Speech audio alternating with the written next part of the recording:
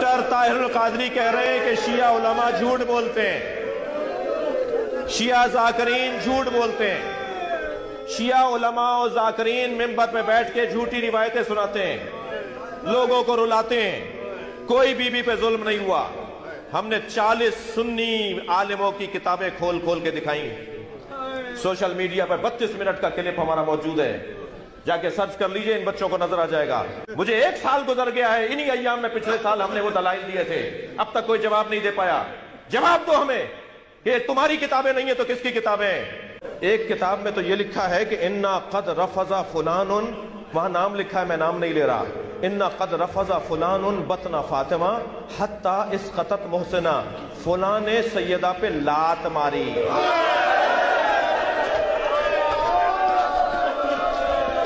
حَتَّى اِسْقَطَتْ مُحْسِنَا، جس کی وجہ سے محسن شہید ہو گیا۔ اہل تشیع کے ممبروں سے عموماً بڑے ذمہ دار علماء کی جانب سے بھی سیدنا عمر فاروق رضی اللہ عنہ کو نعوذ باللہ سیدہ فاطمہ سلام اللہ علیہا کے قاتل کے طور پر پیش کیا جاتا ہے۔ نعوذ باللہ من ذالک۔ علی بھائی، اس حوالے سے آپ کا موقف کیا ہے؟ مصائب جتنے بیان کرتے ہیں پہلے ان کی آپ سند ثابت کریں۔ اگر آپ اس کو ڈیپ ڈگ کریں گے، دنیا کی جتنی کتابوں میں سیدنا عمر پہ یہ الزام لگایا گیا کہ وہ نعوذ باللہ حضرت فاطمہ کے قاتل ہیں، اس کی اصل ایک ہی سند ہے، ایک ہی کتاب ہے جس سے ساروں نے لی ہوئی ہے، اور وہ کتاب ہے سلیم بن قیس ہلالی کی۔ اردو میں ہم سلیم بولتے ہیں، یہ لفظ سلیم ہے عربی میں۔ یہ کہتے ہیں حضرت علی کے اصحاب میں سے تھا، تابعی تھا، ان کے ساتھیوں میں سے تھا۔ جب حجاج ابن یوسف نے شیعان علی کے اوپر ظلم کیے تو یہ چھپ کے ابان بن ابی عیاش کے گھر میں اس نے پناہ لی، پوری زندگی اس کے ساتھ رہا۔ مرتے مرتے یہ کتاب اس کے حوالے کی اور کہا کہ میں تو جا رہا ہوں، تو یہ کتاب امانت ہے تیرے پاس، امت تک پہنچانی ہے۔ اس کے بعد ابان بن ابی عیاش اس کتاب سے روایتیں بیان کرتا تھا۔ اب یہ نہیں پتا کہ یہ روایت اس کتاب میں لکھی بھی ہوئی تھی کہ نہیں ہے، وہ خود سے بیان کرتا تھا، کیونکہ ابان بن ابی عیاش خود کذاب ہے۔ کذاب بندہ اگر روایت بیان کر رہا ہو تو اس کی اتھینٹسٹی خود ہی ختم ہو جاتی ہے۔ ابان بن ابی عیاش وہ ہے جس کو صحیح مسلم کے مقدمے میں امام مسلم نے لکھا ہے کہ یہ کذاب، جھوٹا راوی ہے۔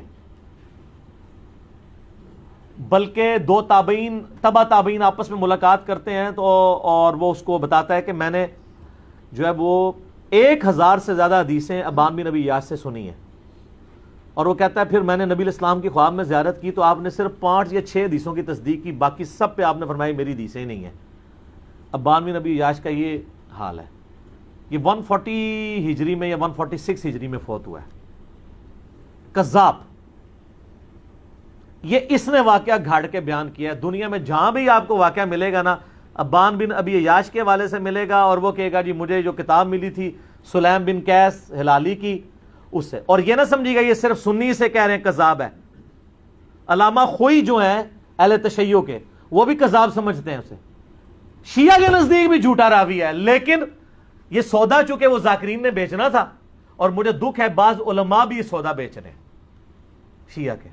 ان کو تو کم از کم شرم و حیا کرنی چاہیے کہ اس کی سند ثابت بھی ہے کہ نہیں۔ پہلے تو سند کے ساتھ واقعہ ثابت کریں، اگلی بات تو بعد میں ہوگی۔ جب ایک چیز ثابت ہی نہیں ہے اور آپ وہ سودا بیچ رہے ہیں اور اتنی بڑی بات کر رہے ہیں، بالکل جھوٹا واقعہ ہے یہ۔ کوئی سیدنا عمر قاتل فاطمہ نہیں ہے، ورنہ مولا علی پوری زندگی کبھی بھی کمپرومائز نہ کرتے۔ مولا علی کو یہ حدیث نہیں پتا تھی، بخاری و مسلم دونوں میں حدیث ہے، فاطمہ میرے جگر کا ٹکڑا ہے، جس نے فاطمہ کو تکلیف دی اس نے مجھے تکلیف دی، اور جس نے فاطمہ کو قتل کیا ہو مولا علی اس کے ساتھ ہوں، اور اپنی بچی کا رشتہ ام کلثوم کا اس کو دے دیں۔ اور یہ وہ چیز ہے جو شیعہ کی کتابوں میں موجود ہے۔ وہ تعویل کرتے ہیں کہ جی وہ زبردستی لیا تھا، انکاری کوئی نہیں ہے۔ ذاکرین انکاری ہو جائے، ذاکرین تو ہے ہی جاہل ہے نا، ان کے پاس تو علم ہے ہی نہیں ہے۔ حضرت عمر چاہتے تھے میری اہل بیت کے ساتھ نسبت کام آئے مجھے قیامت الدین، تو حضرت علی سے ان کی بچی کا رشتہ مانگا۔ تو اس طرح ہوتا۔ پھر حضرت علی رضی اللہ تعالیٰ عنہ چیف جسٹس کا عہدہ قبول کرتے حضرت عمر کے دور کے اندر، کہ تو میرے بیوی کا قاتل ہے تو ہاں میں تیرا عہدہ قبول کرتا ہوں۔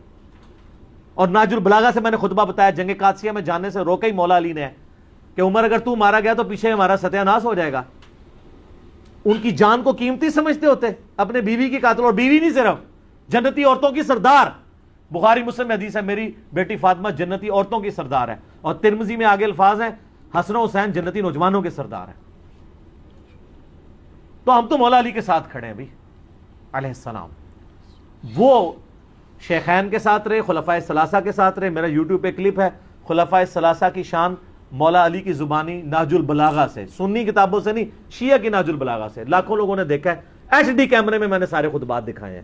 یہ بالکل جھوٹ ہے کہ وہ نعوذ باللہ سیدہ فاطمہ کے قاتل تھے, اور کہتے ہیں دروازہ پھینک دیا. اللہ کے بندو, دروازے تو اس ٹائم ویسے ہی کوئی نہیں تھے.